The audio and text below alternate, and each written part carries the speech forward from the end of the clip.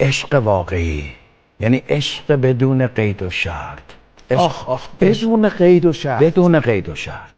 عشقی که فقط بذل است، دادن است، نه ستادن. شما وقتی به بچه‌تون یه چیزی میدین به ازای چیزی میخوان، همون نفس بذل، نفس دادن عین ستادنه. این مادر وقتی به این بچه غذا میده دارد میگیرد، نمیدهد.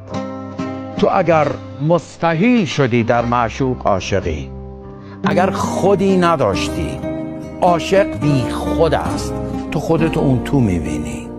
من این شعر رو هر جا فرصت کنم میخونم و خیلی هم تا مورد علاقه بودم. جوانی، پسر جوانی با معشوقش داخل یک کرو بودن، یک قایق.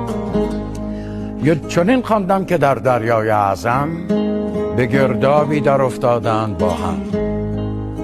چون الله آمدش تا دست گیرد پسر رو، مبادا که در آن حالت بمیرد.